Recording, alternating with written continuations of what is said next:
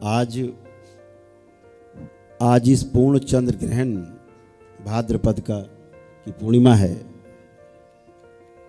और यह पूर्ण चंद्र ग्रहण कई मायनों में बहुत महत्वपूर्ण है।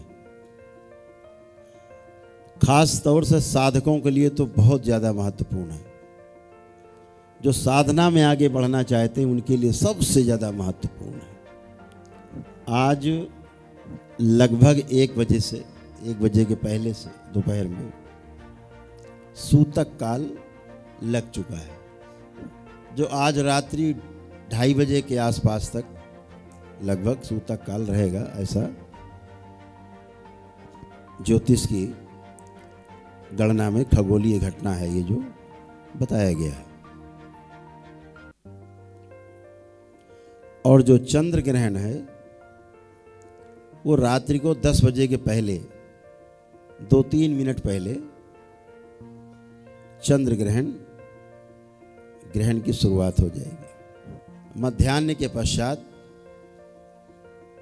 लगभग 1:30 बजे के आसपास रात्रि में मोक्ष होगा। इस पूरे ग्रहण काल में बहुत यदि आवश्यक ना हो कि बगैर इसके मर जाएंगे, तो अगर निर्जला उपवास रहा जाए तो बहुत अच्छा है। किसी को लगे कि हम नहीं रह सकते इसके बगैर तो जल पी सकता है। जितना अन्न कम से कम आपके शरीर में पचने के लिए रहेगा आमाशय में, आंतों में, उतना अच्छा है। अभी से उपवास कर दे सूतक काल में तो और ज़्यादा अच्छा है। कल तक के लिए, सुबह तक के लिए, ब्रह्म मुहूर्त में फिर अपना शुरू कर। हमारे महापुरुषों ने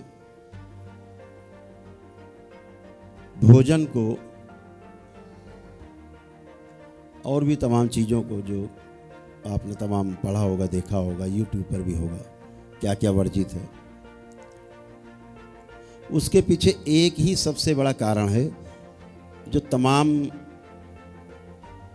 चीज़ों को मना किया गया है ना करने से, उसके पीछे सिर्फ एक कारण है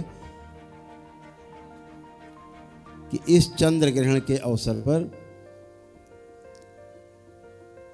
सूतक में भी कोई नकारात्मक भाव विचार आपके अंदर ना आने पाए। यही अल्टीमेट बात है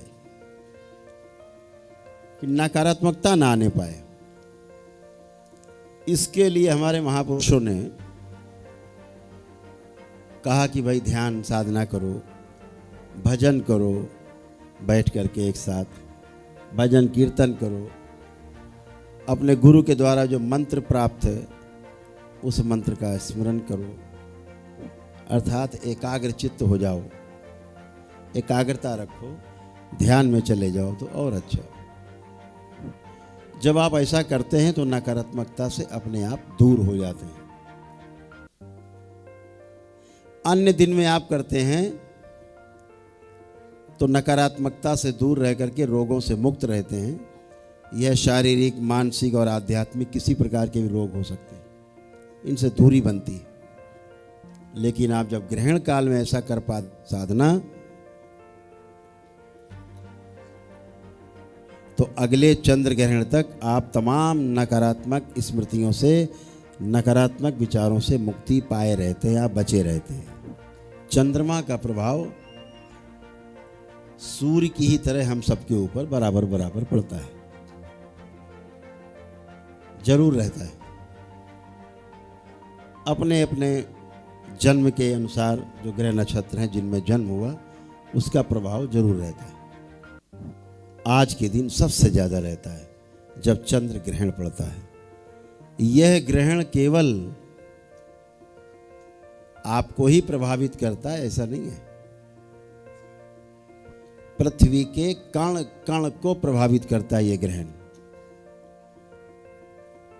एक एक जीव जंतु, पशु पक्षी, एक एक पदार्थ, वनस्पति, सब पर इस चंद्र ग्रहण का असर, सूर्य ग्रहण का असर पड़ता ही पड़ता है। उससे बचने के उपाय भी हमारे महापुरुषों ने बताए अपने अनुभव के आधार पर। तमाम चीज़ें पढ़ी हैं कि भाई चीज़ों में कुशा रख दें तो ख़राब नहीं होगी, उसका असर नहीं पड़ेगा। कुशा ना मिले तो दूरबा रख दे, जो धूप होती है वो रख दे। तमाम उपाय बताए गए। लेकिन इस मनुष्य शरीर में सबसे ज़्यादा प्राण है, इसलिए सबसे ज़्यादा प्रभाव इस मनुष्य शरीर पर पड़ता है। इसलिए इसको नकारात्मकता से बचाए रहने का प्रयास बताया गया है कि आप भजन पूजन करो, खूब भजन करो, ध्यान साधना करो, कीर्तन करो, गुरु के दिए गए मंत्र का स्मरण करो, जप करो। आपके दरबार की लीला कि आप में कोई नकारात्मक विचार आएगा ही नहीं, आएगा ही नहीं विचार नकारात्मक।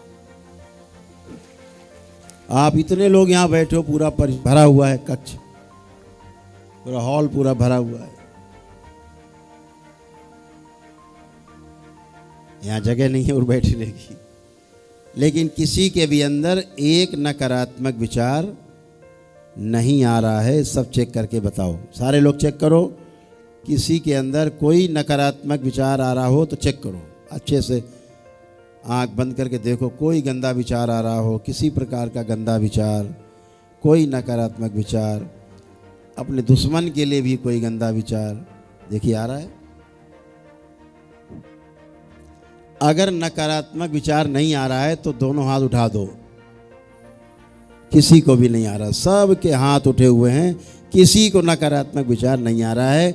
ये आपके दरबार की लीला है जो बगैर भजन के हो रहा है।